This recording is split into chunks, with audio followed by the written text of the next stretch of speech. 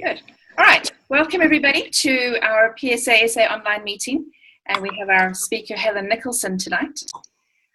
We're just going to go around the room and everybody gets a chance to introduce themselves. It would be great if you could tell us where you are in the country or outside the country. We sometimes have some of our neighboring countries visitors as well. And tell us what it is that you speak about. And once we've done some introductions, then we'll chat to Helen. We'll do a bit of housekeeping as well, and I'm just going to say this while we wait for one or two more people to join us. But when we introduce ourselves, just make sure that you are unmuted so that we can hear you, and then afterwards you can mute yourself again. If you don't and there's a noise, I will mute everybody apart from Helen, who gets to speak later on. So just work out where that toggle is so that you can turn yourself on and off. And of course, you don't have to have your picture if you're being secretive and I'm not sure what the word is, but we got to wonder what Claire and Donna are up to that they're not showing us themselves tonight. But that's quite all right. Okay, we're going to go around and I'm going to ask from my right-hand side of my screen, Sid in Cape Town. Could you introduce yourself, please? Tell us what you're about, what you speak of. Hi, I'm based in Cape Town and I speak on strategy. Strategy. Thank you, Sid. And Colin at Wanderers. Hi, I'm based in Johannesburg. I speak in pictures. I draw pictures. Oh, you draw pictures, that's but right. I have joined I'm about to join PSASA because I want to give presentations on visual communication. That's fantastic. I think I've seen some of your work. That's great. Kim is enjoying a cup of tea or coffee, and I'm going to interrupt that and start to say hello. Hi. Hello, hi. My name is Kim Miller, and I'm sitting in Sandton, Johannesburg. I speak on a lot of soft skills, but my pet topic is emotional intelligence. Very good. Thank you, Kim. Welcome. Lita.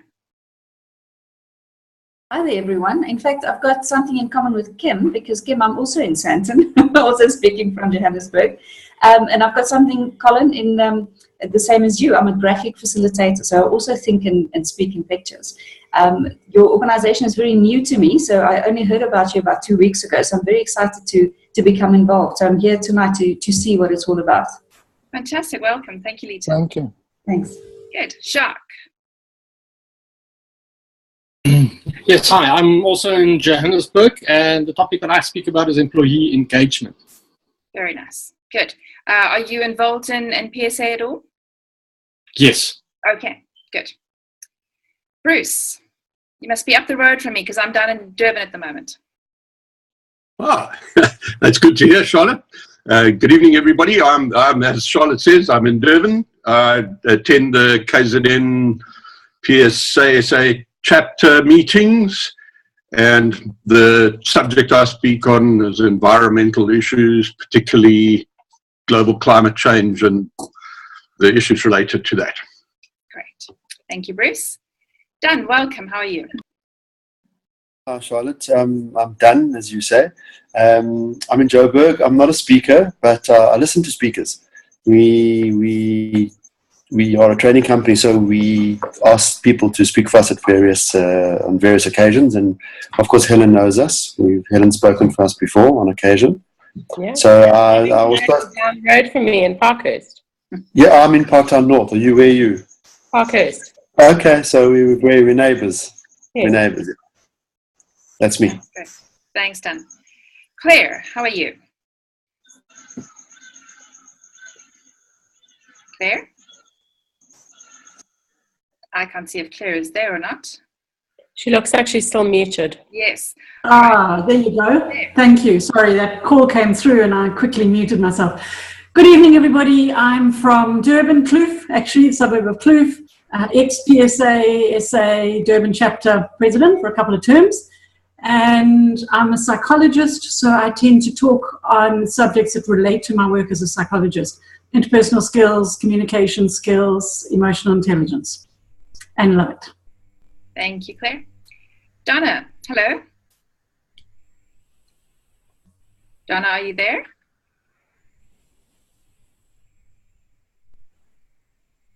and we've just lost Gibbon as well. Donna, I'm going to give you one more chance. Are you there to say hello to us? Okay. Hopefully they'll return to us later on. Just a brief comment about why we have these meetings, and it's wonderful to go around and see who's from different places. And this is one of the few times where we're all actually based near one of the regular chapters that meets. We've got 4 chapters: Cape Town, Durban, Johannesburg, and Pretoria. But we do have a number of members and interested parties who are further beyond that in other parts like the Eastern Cape, some people in Botswana and in Zimbabwe, and they wanted to be able to join us. So this particular meeting is to facilitate the opportunity to reach out to them if they'd like to connect with us, but also to bring new topics to different people around the country and to talk about PSA. So I'm glad, like Lisa has said, she's become aware of us through this meeting, and it's a fantastic opportunity. I'm going to introduce Helen now. She's going to talk about networking, and it's a really, really interesting topic, very important skill to have, not just at the moment, but in our future world of work as well. And how it's going to happen is Helen's going to speak for a while and share a whole lot of really great information with us. If you've got any questions, you can type them in the chat box or make a note of them.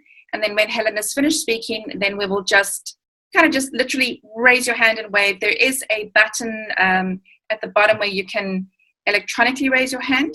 I can't find it at the moment, but there is a button somewhere. But if we can see each other, Claire can make a comment if she wants to, and then we'll just hear the questions. And then Helen will address them. And we're going to wrap up quite tightly by 8 o'clock. We don't want to go on for too long. There's Donna. Hello, Donna. Can you hear us? I think they have technical issues. All right, so we'll get back to Donna later on.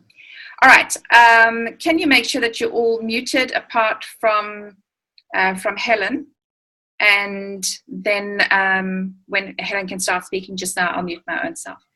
I met Helen a long time ago and saw a presentation that she did in-house for a corporate, and it was really, really interesting to watch her in action and to see the facilitation and to see her move people through something that a lot of them felt uncomfortable about doing, not wanting to network, not wanting to engage with people. And Helen handled it very well and had everybody laughing and relaxed and shaking hands and passing out business cards and things. So a lot of really practical advice. Helen owns the networking company. If you want to look at her website, it's thenetworkingcompany.co.za. And she is the Chief Excitement Officer, which I think is a really cool title.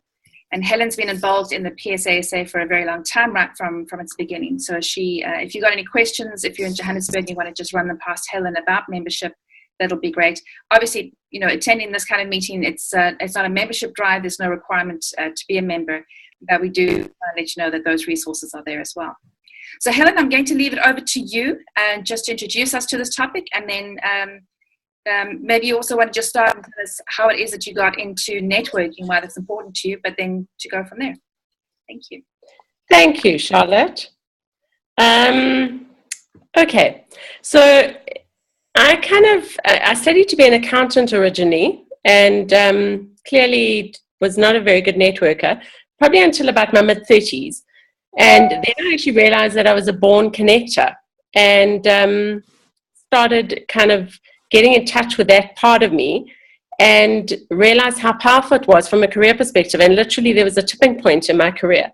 And then when I deconstructed that skill, I actually realized that there is a toolkit and there is a set of skills that good connectors and networkers share. And that kind of resulted in a workshop. And, we've probably been involved in this work for nearly 15 years now. So, yeah, I'm busy with my new book, which is called Networking for Introverts, which has been really fascinating because it's kind of deconstructing, again, the skill set down to like an extrovert-introvert level. But let me just start off with some of the quick tips and tricks that I personally have learned and that I have felt that are useful, and I've got feedback from other people that they're useful. And Charlotte, I know that you are a big LinkedIn whiz, but I think it's good to let's start on the social networking part, and then we'll go to the face-to-face networking side. So from a social networking side, LinkedIn, I think in South Africa has a bad reputation. It's like the ugly stepsister of social media. And I personally have found it immensely powerful. We landed 2 huge clients last year as a result of LinkedIn. I have been invited to speak overseas and locally as a result of LinkedIn. And, so I'd like to stop after each kind of discussion point and take some questions rather than all at the end. Charlotte, is that okay? So from just some basics is, do you have a profile pic? Do you have 500 connections? Is your profile complete? If you wear multiple hats, does your LinkedIn profile reflect that? Because I wear multiple hats, and it was quite a dilemma for me around that. So, the majority of people know me from a networking perspective. So that's the hat I wear on my LinkedIn profile. But I'm also involved in other work. So I kind of have listed that further down in my profile. And because otherwise it does cause brand confusion. Your LinkedIn profile is not a place where you dump your CV. It's a place where people need to look at it and say, how can I help you? How can I actually add value? Dr. Nick, the guy who does our LinkedIn training, he says that your LinkedIn profile needs to look like a New York Times best-selling book.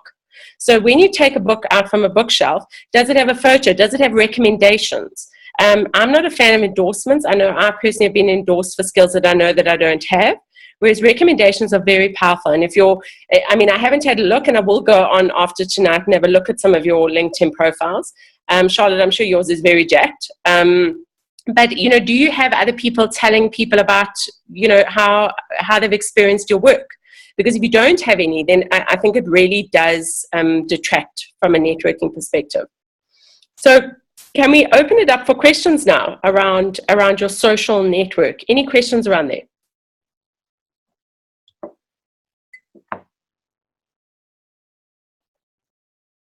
Any questions? Have any of you had any LinkedIn success stories? I don't, Helen, but I do have a question about the brand confusion side of it. Ideas. It's Bruce here. I don't know if you're picking me up. Yeah. I too have multiple brands, and I speak because of my skills in science, basically. Yeah. And my LinkedIn profile is essentially a science profile. It doesn't really reflect the fact that the speaking is really a small part of it. And I've heard people say to me that you should stick to one thing with the professional speaking and not try too many. So I'm interested in what you said about the brand confusion, and I'd be interested in your advice. Bruce, it comes down to the fact is, what is your passion and what do you want to be known for? So if the environmental science bit is what is driving your business, then that needs to be the focus. Whereas if you are in the process of kind of reinventing your brand, then, then it does need to have a strong speaking focus, because otherwise it's not going to drive business to you. That's good. Helen, I'm going to just give an example that I found to be very useful, because I think for a lot of us, especially as speakers, we're multifaceted. We have a couple of skill sets, we put them all together, and we need to be able to reflect that, like you say, on LinkedIn. But you kind of want to lead with maybe a theme, like Bruce says, of science, but then you want to be able to say that you can facilitate, or you can speak, or you can consult. There's various things you can do. The problem comes in where you happen to be entrepreneurial and you do things that are vastly different. So having complementary skill sets makes you look like a more professional person. But my favorite example is a young woman who was here in Kloof, who is a bookkeeper and a tax preparer, and she owned a fancy dress company. And you don't want your tax preparer dressed funny, and you don't want to hire fancy dress clothes for your kids from a tax nerd. So those two things don't work well on LinkedIn. So she had tax on LinkedIn and fancy dress on Facebook, and that just makes sense. So there are different platforms for different tools. Yeah, has anyone here gotten business out of LinkedIn? Have you landed speaking gigs? Have you have you had any successes? There's a whole lot. Sorry, Helen, it's Kim. Yeah, I haven't, and that leads me to two questions I have for you. The one is, how often should one be participating on LinkedIn? What should you be doing? And secondly, what do you think enabled you to get the good deal that you did? I kind of interact on LinkedIn probably 3 times a week. I sit down with a cup of coffee and I do it. I'll post something or I'll comment on someone else's post. You've got to be active. You can't, because I find a lot of people, they've been to a workshop or they've heard a speaker on LinkedIn and then they get all enthusiastic and then 6 weeks later they forget their LinkedIn password and, you know, their profile becomes very dormant, or they've got their picture of their wedding on their page, you know, which is just entirely inappropriate. And I do not connect with anyone who doesn't have a profile picture that looks professional. So I think that your profile needs to reflect your brand, and it's got to authentically do that. So, you know, I would get some feedback on people. What do they see when they see your profile? And secondly, it's got to have, the way I got the deals was through my recommendations. So the fact that other clients had recommended our services was pretty much, that's how they found us. And one of the other tricks, which was interesting for me, is when I was reconstructing my LinkedIn profile, I thought when people were looking for us, they would look for networking. And in fact, when you go into the kind of the words that LinkedIn were searching, or, you know, almost like the search engine algorithm in the background, it turns out they were searching for business networking. So literally just by going through my profile and changing where there was networking into business networking, I suddenly went from being ranked 2000 and something to being ranked 2nd or 3rd.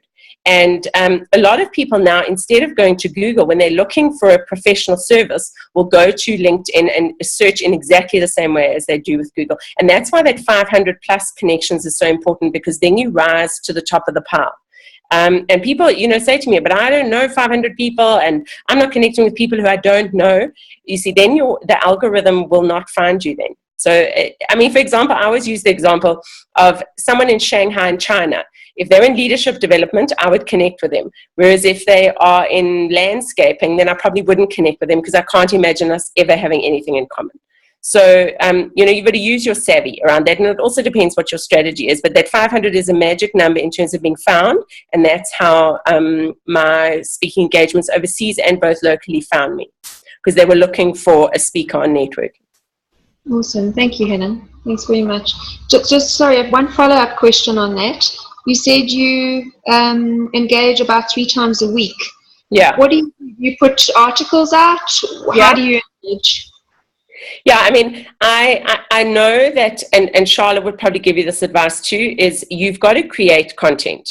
I haven't been great at that in the last 6 months, so I often will post other stuff and then comment on it. You can't just post stuff without commenting. You must give your 2 cents worth.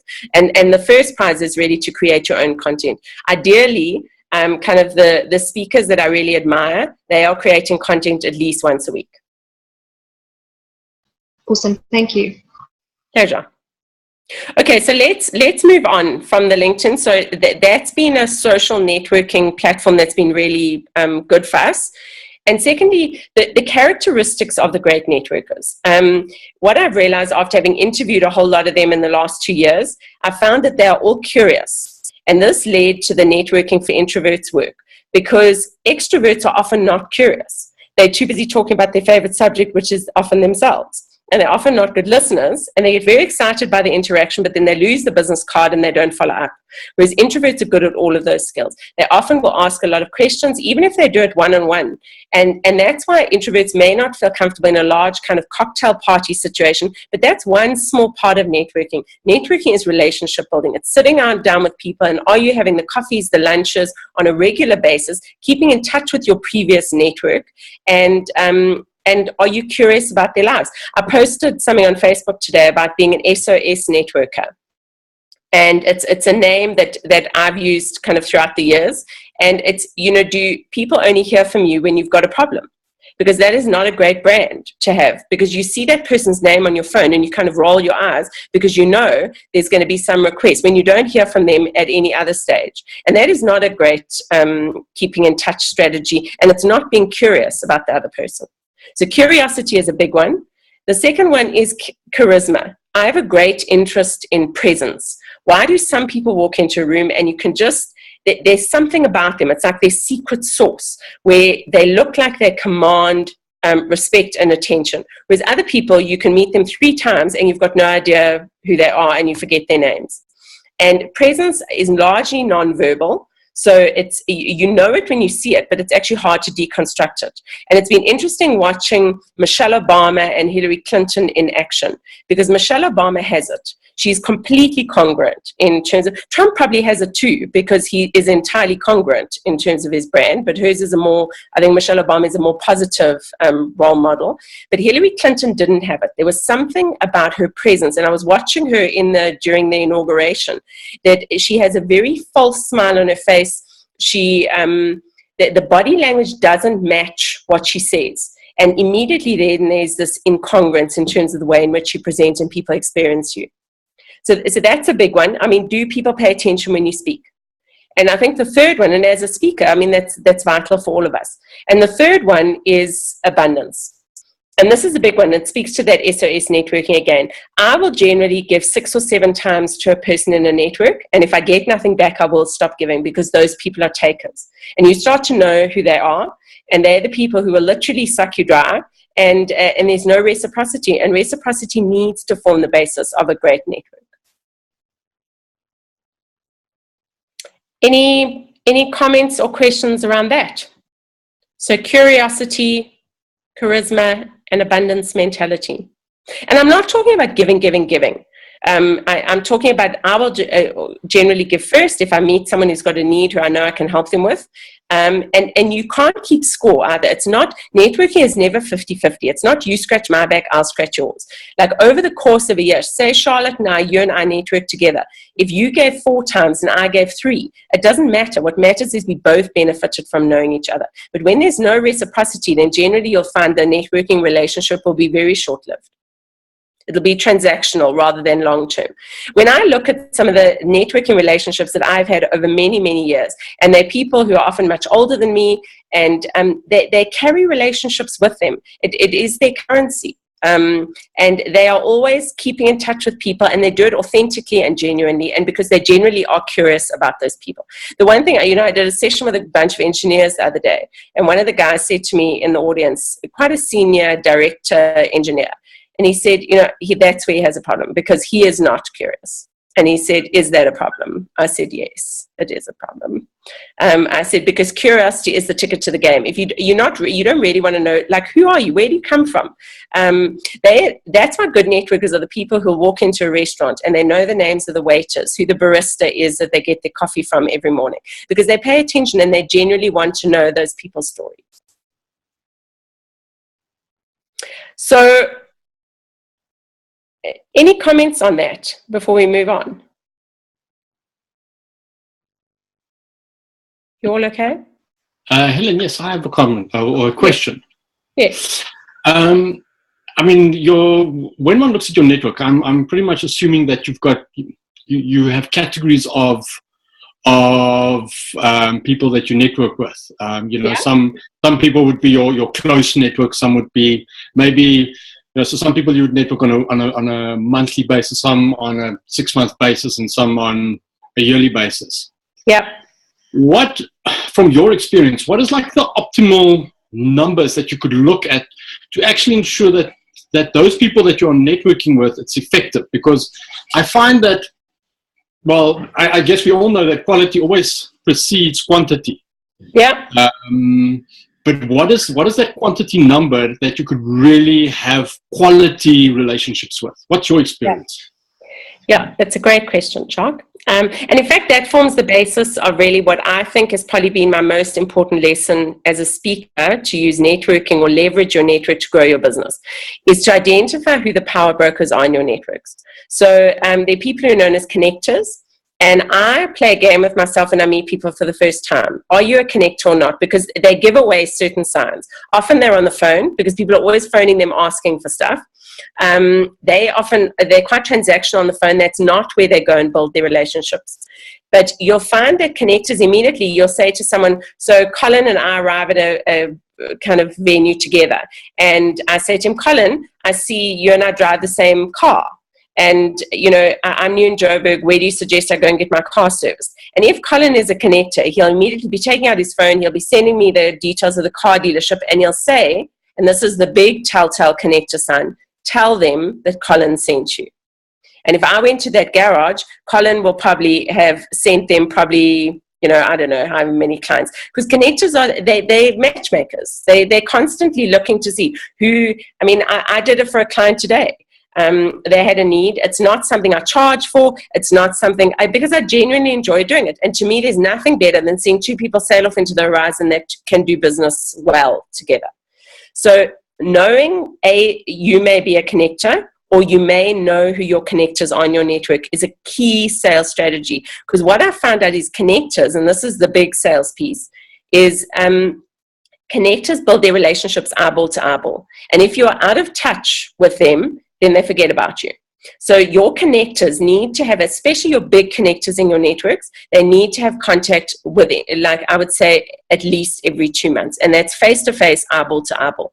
Because I can tell you as an entrepreneur, when I'm not in touch with the connectors in my network, and I've got 6 big ones who have probably built my business over the years, and it's all been through word of mouth, and it's all been through referrals. But as soon as I don't see them for a couple of weeks, there's a dip in my business. So it really is that your connectors are your unofficial, just like a product house would hire a PR agency to do PR for their product, your connectors are your PR agencies. And if you know who they are, so I did a talk this morning for a big connector client at FNB. And, he has over the years opened doors, given me business. If I had to quantify that, it is an astronomical sum. And yet I love him, and I love doing business with him. And him and I meet at Tasha's for breakfast, and we have the best time. So I also only do business with people who I know, like, and trust. And that is a key principle of a network, because if I don't know you, don't like you, and don't trust you, that is one of the advantages of not being in the corporate world, that I don't have to do business with you.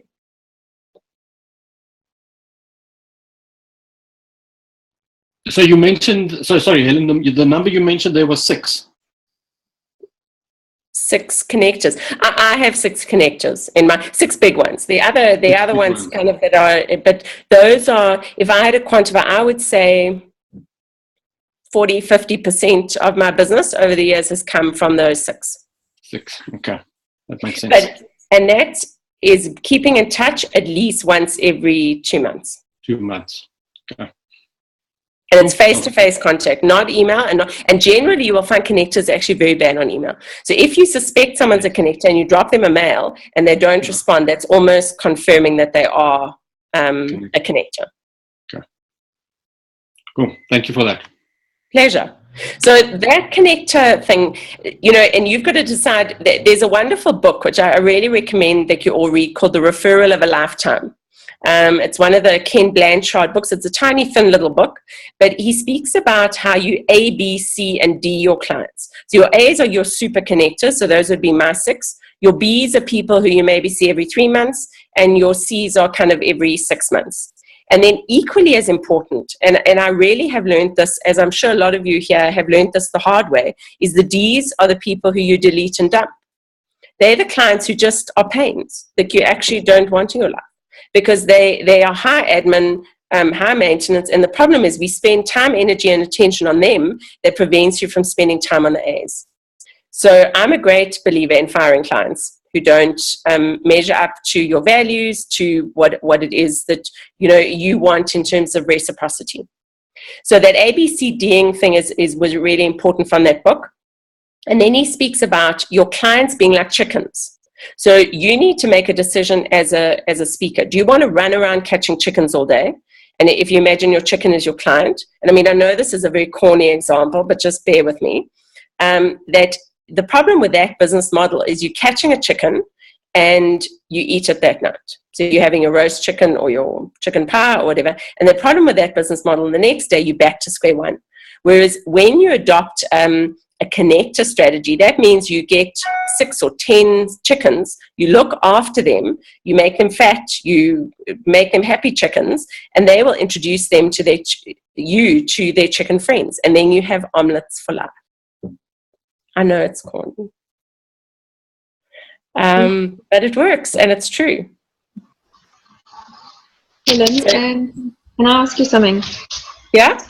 Let me put my video on. I really agree with your sentiment about measuring up or firing those clients that don't measure up to your values. Yeah. I agree with that. However, having said that, in today's economic climate, have you not found that because of out of necessity, you actually have to deal with clients that don't measure up to your values? And how do you deal with that? I think that when you start, I think all of us, we're jacks of all Jills of all trades, when you go out on your own, because you've got bills to pay, etc. But the farther you will move from the catching chickens phase to the omelette phase as soon as you leverage your connectors, and you will move fast. So if you decide who your connectors are and you look after those relationships, you'll find that you will quickly move out of that kind of jack of all trade mentality.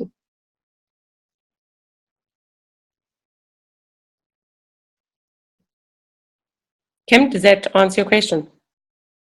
Yes, thank you so much. Pleasure. So I'm trying to think what else I can tell you about connectors, because they really have been the key to our business. There are people called mavens, which I'm sure some of you are familiar with. A maven is like an accumulator of information. And one person can be a connector and a maven together. So mavens always read. They're often subject matter experts. So people generally who blog are mavens in that specific area that they're in. So you'll find a lot of foodies are mavens. From a branding perspective, and especially if, you know, speaking is quite a cluttered market. That's why to find your niche, I absolutely believe in finding your niche. And I know some other speakers would disagree, but I think the faster you are known for something, you can then be known for other things down the line, but you've got to be known initially. And the only way you know, get yourself known is by niching yourself.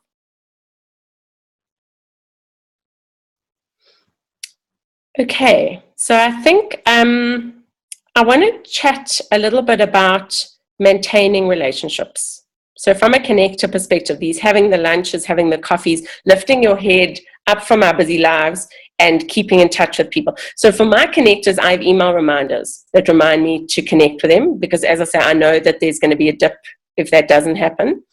And I try and give, because increasingly in the beginning of our relationship, they're the ones who gave a lot, probably more than I gave. And increasingly over the years, even though we at very different levels in our career, one of them is kind of on the board of First Rand Group, and you know, him and I have known each other for many, many years. And what I try and do now is I give him a book that I've read that I think he would love. And it's just something to say, I really appreciate you and I think you've added huge value.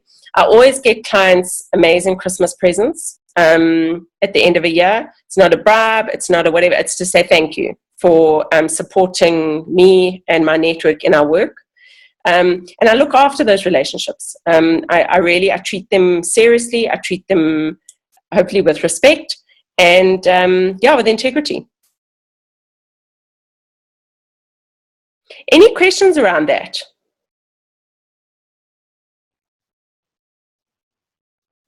From an omelette versus a catching chicken phase. How many people in this group find themselves in the catching chicken phase right now? Would you quantify it? Yeah? Okay, couple? Yeah? As I say, read Referral of a Lifetime, catch your connected chickens, and you will be Lita and Bruce, you'll be moving in no time. It really does work. So I want to have a look at your, when you go to functions, because networking at the end of the day is a contact sport. It's not sitting in front of your DSTV decoder. It's not going to happen, or in front of your laptop. You've got to get out there. We've got a list on our website of the places where I believe are the best networking functions in Joburg and in South Africa. And also go on your own. Don't go with a colleague, because as soon as you go with a friend or a colleague, your networking efforts get diluted. And just from a function perspective, the best networking happens right at the beginning and right at the end of a function. So when you decide to go, and I mean, I know time is valuable, but when you decide to go to a function, don't be the person who scoots in, here's a speaker, and then disappears, because the networking then really is completely diluted. So when I go to a function, so the Gibbs forums, I think, are a good example. They're really good networking functions. I arrive early, I look at the name labels there to see, is there anyone specifically that I want to chat to? And then your networking becomes from spray and pray, it becomes a lot more strategic. And if I know someone who can introduce me to those people, then that's what I'll do. But you need to look for groups of 3 to break into. And, remember there's a difference between networking and stalking as well. And remembering people's names. Networking is a lot about 3s. You've got to say people's names 3 times to remember it. And do you have a crisp, clear elevator speech? Because that is a key element of good networking. It's do you encapsulate your value in one sentence? And you'd be amazed at how hard it is. So I've been saying to people at talks and kind of people that I've met over the last couple of weeks, picture me at a red robot. So every time you get to a traffic light, say your elevator speech. Because ideally you need 3. You need 1 for your clients, you need 1 for your colleagues, and you need a social one. And the formula is, I'm this, I do this, so that. So my one is, my name is Helen Nicholson. I specialize in teaching people how to network, so that. So a client one would be, and most of them are in the corporate world, I say, so that people can grow their personal brands, because that's why they need to network. If you were entrepreneurs, I'd say, so that entrepreneurs can grow their business, because that's what I know you need to do.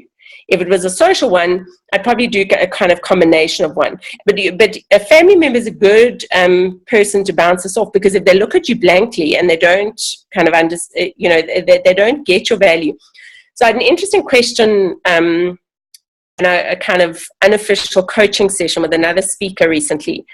And he said to me, he's not getting any referrals from any of his business, and his business has really gone down, and he's very concerned about it. And it was quite a sad meeting.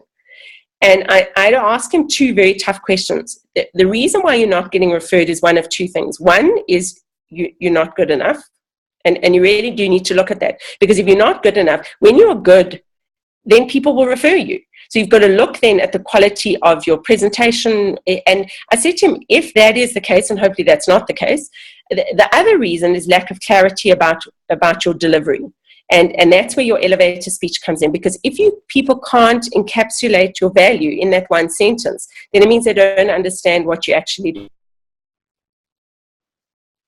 So that I think was a very powerful example of, and also, when you find that your business is going through a dip or you're reinventing your brand, I think it's really good to get feedback from people. Go and ask your clients. Say to them, you've experienced my work. How would you rate it? What do you think? And, how do you think we could innovate?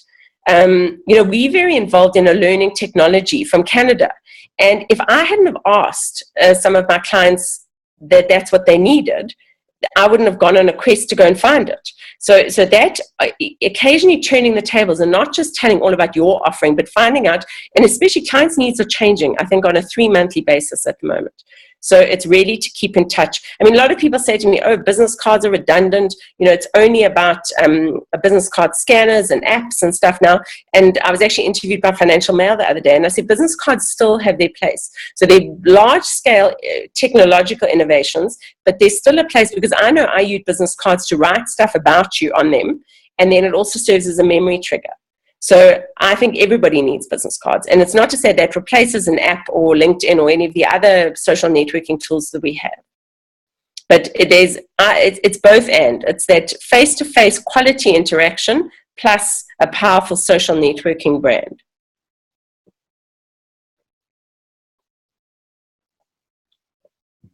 Okay, I feel like I've done a lot of talking now. So,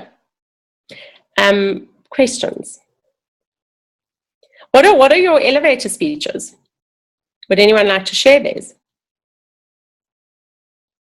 Can you encapsulate your value without saying or once in one sentence? We literally, every time you stop at a red traffic light, you repeat it.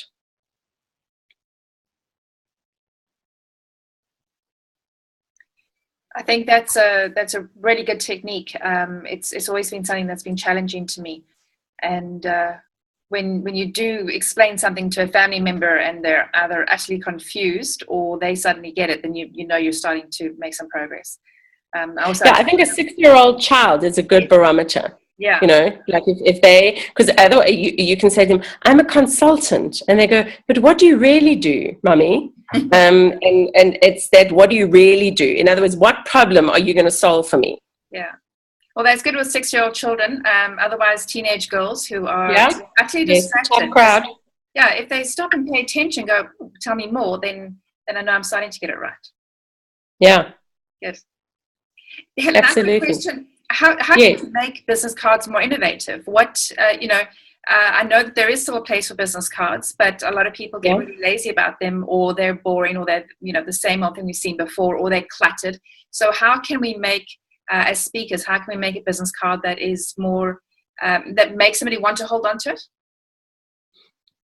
Yeah, I think as speakers, we should all have our photographs on our card. I think it must be professionally designed.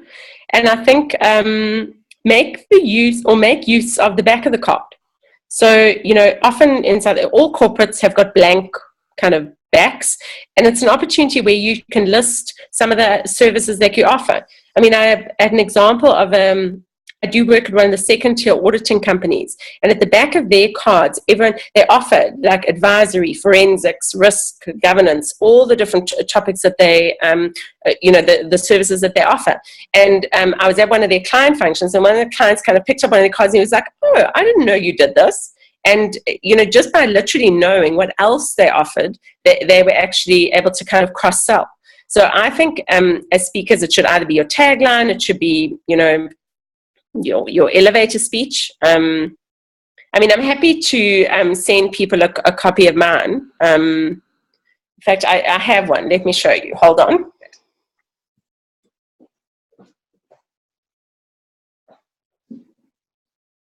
While we're waiting for Helen, I want to say hello to Martin there in the corner. Yes, hi, Martin. So this is a copy of mine. I don't know if you can see. So that's the front. It's got a picture of me, and it says, I'm the CEO, Chief Excitement Officer of the business. And then at the back, it's kind of got more of our contact details with the logo, and then all my social networking contacts. So this just becomes a little mini brochure that you leave with people. But just make sure that I had some printed last year, and I didn't even notice that one of the numbers in my cell phone was transposed.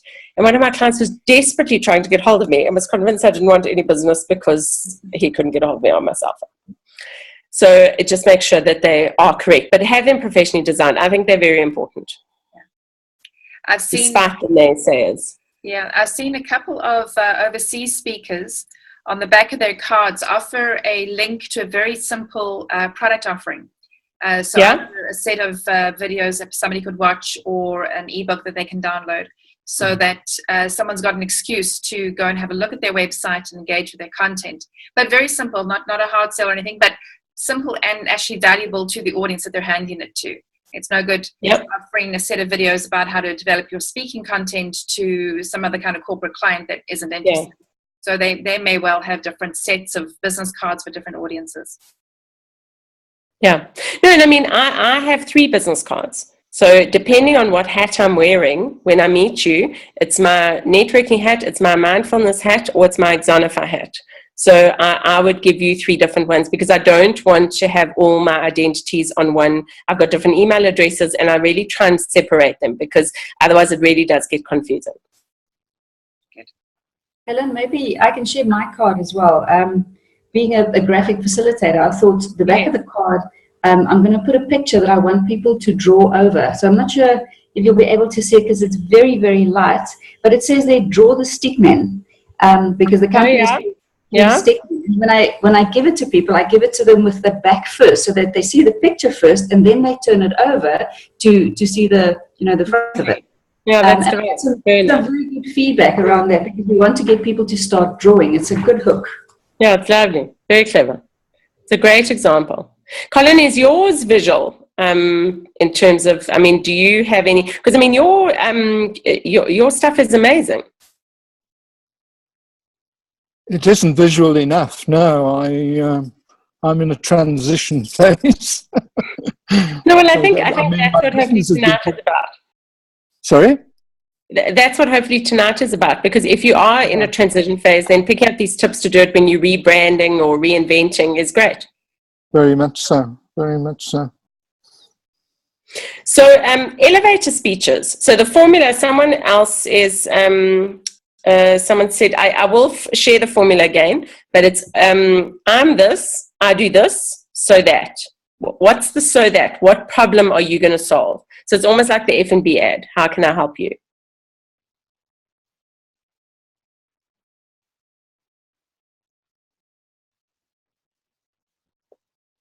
I see Martin's mic is not working. That's why he's being quiet. But nice to have you, Martin. Helen, the little elevator speech that I've done, what I try to do is put the very first sentence is, how can I help you? My name, how can I help you? And then an explanation of how I can do it. Yeah, I'm not, I would rather, it's got to imply that without saying it. Because a Nigerian 412 scammer could say, hi, I'm Bruce, how can I help you? Do you know what I'm saying? I think it's... Not how can I, what I say is, I know how the quality of your life is going to change in the next few years, and I know what you can do about it. I know these things because I'm a systems ecologist, and my speciality is related to environmental issues and how they affect your everyday life. So, okay, so that's, and I mean, obviously you're a specialist and you know exactly what it is that you do, but you've got to encapsulate that into one sentence. So my feedback would be, I'm Bruce. I'm passionate about the environment. I help whoever is your target market. So is it corporates? Is it individuals? Is it governments? I help whoever save our environment. Something like I consult to individuals, governments, or businesses so that they can save the planet. I would make it as basic as that. I know it sounds very basic to you, and because you want them to say, that sounds so interesting, tell me more. Whereas your systems ecology, the jargon, people who are not in your field won't understand that. I mean, obviously, if you're speaking to a scientist, then that's fine. But for like general kind of cocktail party conference kind of fare, that's what I would do. Because then they're going to say, that's really, wow, tell us how you're going to do that.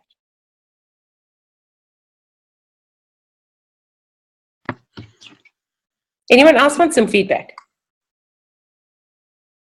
I have quite strong feelings about elevator speeches, as you may have gathered. Yes. I'm happy to share mine if no one else is going. My company is very new. It's in my my second week of trading, so it's you mustn't tell people that. Don't say I've just started a company.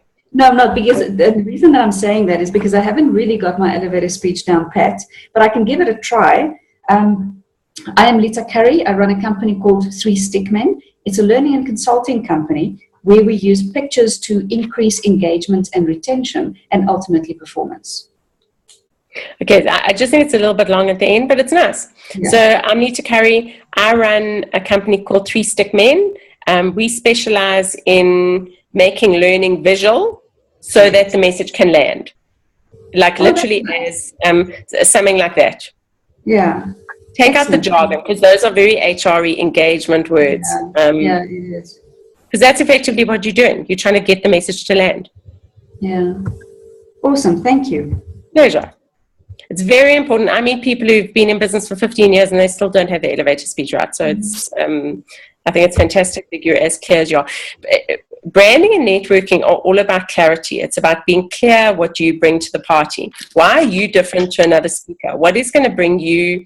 I mean, I've realized that a part of my brand is that I'm a bit cheeky, sassy, whatever you want to call it. And I have made the most of that. I'm not rude. I don't, whatever, but I say it like it is, but hopefully package it in a slightly humorous way. So that's become part of my brand, and people know that. So when they ask me for feedback, they're going to get that. And I think that you've got to look at what your strengths are. And a really interesting exercise to do around your brand is to send out 6 SMSs. That I would encourage you to do before you go to bed tonight, and say to people, I've just been looking at my brand and my network. If you had to describe me in one word, what would that word be? How are people currently experiencing you, because the more congruent those words are, in other words, that people get to see you, they get to experience you in the same way in different fields, that already means that your brand is powerful. So send out those 6 texts. It's really, really interesting. And just from a branding perspective, one of the other things I think that is really powerful is your coffee stains. I was flying down to Cape Town many years ago, and my tray table on my plane popped down while we were taxiing down the runway. And there was this huge coffee stain on my tray table. And immediately what went through my mind as a client of that airline, I was thinking, they haven't checked the cleanliness of the cabin. And if they haven't checked the cleanliness of the cabin, what else haven't they checked? And immediately that made me go from feeling safe to feeling unsafe. And one of the questions I always ask people around their brand is, what is your coffee stain on your brand? Is it, I know for me it's email. I get a lot of mail, as I'm sure you do, and I just never seem to catch up with it. And I've had a bad week, I've had a daughter in hospital and whatever, and thank you for your patience around that. But, people said to me last year, Helen, you're this branding, networking person, but we email you and we don't hear from you within 24 hours. And I realized that was my coffee stain that I needed to fix. And we all have them. So your coffee stain can be the way you look. It can often be the way you sound. I've been for voice coaching, and I strongly suggest most speakers do it, because there are times when you get nervous, there are times that you want to be more powerful, there are times when you need to rein it in. And I've had coaching on that, on how to do that. And it's been very useful. But your coffee stain could be that you never get back to people, or that you're always late, for example. And what happens with coffee stains is, if they're not addressed, they become your brand. So when people talk about you, they'll say, oh, Helen, the person who's always late. Or, oh, Helen, the person who never gets back to you. And the point that I want to make here tonight is that you are more than your coffee stain. And I think that the last thing about branding that I think is really relevant is your relevancy quotient. I was at a conference at Google 3 years ago, and one of the most interesting presentations I heard was on your RQ. So we all know what EQ is, some of you are specialists in it. SQ is your spiritual intelligence, but RQ is very important for your network and your brand, because your RQ is your relevancy quotient. How relevant are you? Are you still speaking about something that is redundant? Are you keeping up? Are you reading constantly? Are you a subject matter expert in your field? And that means a constant journey of learning, because the way things are changing right now, do you think Kodak or Nokia employees 4 years ago, 5 years ago, saw the writing on the wall, and that their industries were going to be disrupted, and they were going to be innovated, and they were actually going to become redundant? So that RQ is a huge issue. And I think for speakers, I think our industry is being disrupted. I think, I can tell you, as a training company, the days of people sitting and training for days and days in workshops is gone. You've got to be short, sharp, and brief. And if we're not complying with that, then our clients are going to find someone else who is. So I think let's open it up for questions now. Helen, just a quick question. Would you mind sharing with us who you went to voice coaching with? Which company? Yeah, there's a company called Dynamic Voice. I really recommend them. I use them a lot in our programs that we run. I personally, and I hope I'm not offending anyone here, but I don't recommend the Voice Clinic. I've seen a lot of people go through them and see no difference by the end of it. Whereas Juliet, who heads up Dynamic Voice, really powerful work. You get videoed, you get feedback. Her husband, Al, is a speaker as well, Al Prodgers. I think he's involved in PSA. And they do fantastic work. I really rate them.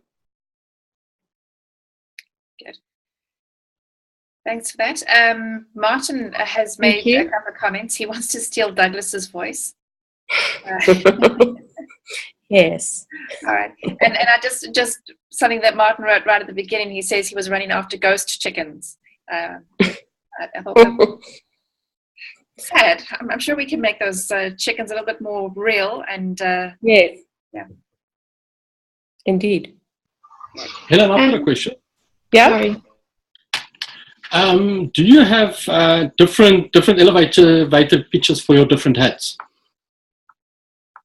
Yeah, they all follow that formula though. So I'm this, I do this, so that. So yes, okay. So if I'm meeting, say for example, we host a learning innovation conference every year, which will be happening in July. And for those of you involved in training and development, I really suggest you be there because it's very exciting. It's like a learning rock concert. So if I've got my learning innovation hat, my elevator speech will be very different to if I'm meeting a client trying to sell them networking training. But it'll still follow that formula. Okay, no, perfect. So like for Exonify, it would be something like, my name is Helen Nicholson. I represent a Canadian company in South Africa called Exonify.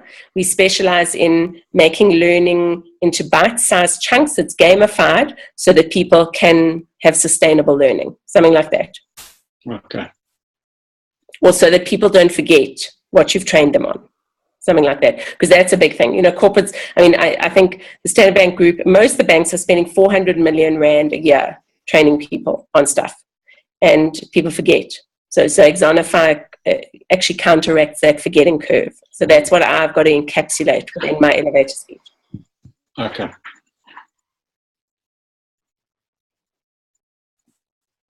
Good. Any more questions? Who would consider themselves to be a good networker in this group? Like 8 out of 10. Does your network work? Does it serve your business?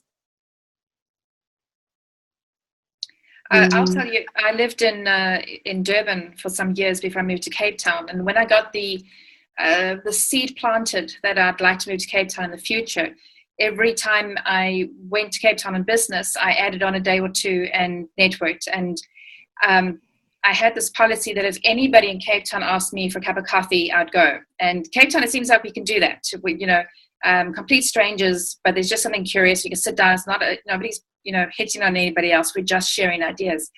In Johannesburg, it seems to be a little bit more intentional. Like, you know, why are we having coffee? But in Cape Town, it's like, let's just hang out and talk about the universe. But it has been very, very useful. And I've met some fascinating people. And, you know, sometimes we encounter each other again, other times not. But every one of those meetings has been valuable in some way. And but yeah, you need to be intentional, especially if you're not inclined to be extrovert or not inclined to want to hang out with people.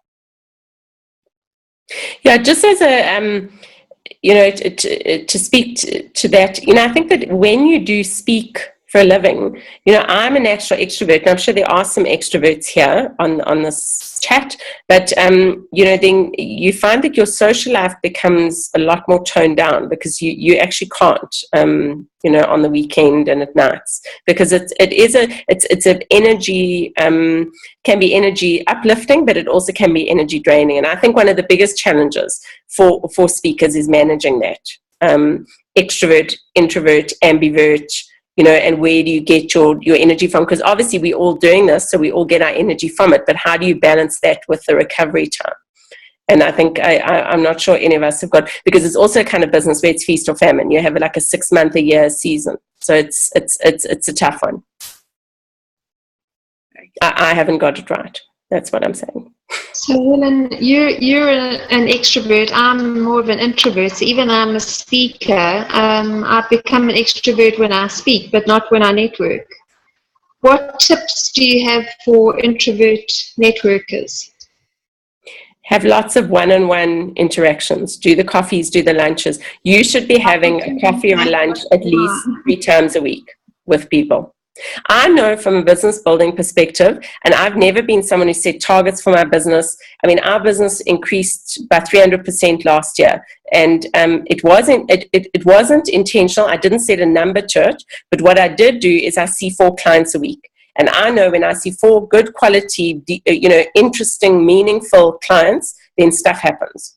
So I can tell you that rule of 3 applies to networking functions. And I see someone's asked a question of that. The rule of 3 is when you look for 3 people to break into. So you don't break into a group of 2 because you're always gate crashing. So a group of 3 is a good number to break into. And you need to repeat someone's name 3 times at a function. So that's, and I promise you, if you have the coffees or the lunches with associates and colleagues, and you see 4 clients a week, your business will boom, because it's that level of activity, and you've got to do it every week. Very good. Helen, it's 8 o'clock, and I know that there are some people who need to move on, so we're going to wrap it up. I think it's been really interesting, and we've learned a lot. Is there anybody who wants to make one last comment before we finish? Just big thank you, Helen. It was really very insightful and a lot of good tips. Really appreciate it. Thank you. Fantastic. There's a free ebook on our website, and there's also a guide to small talk. If any of you feel that that's something you specifically battle with, then you're more than welcome to go to our website. It's thenetworkingcompany.co.za, and those guides are there. And I really do practice what I preach. So if you need help, then reach out, but you've got to get out there, because I'm amazed at people who sit in front of their computers and they wonder why their network is not happening. It's because they're not out there. Good. And Martin has sent regards to you, your girls, and to the tonsils. Yes, tonsils are not my big friends, Martin. I was pleased to see them go, actually. Good. All right, Helen, thank you very much for your time. Thank you for finding this extra time for us after last week. And it really has been very valuable, and I appreciate you sharing that with us. So I'm going to say thank you to everybody. I'm going to end the recording, and then we can just say goodbye to each other.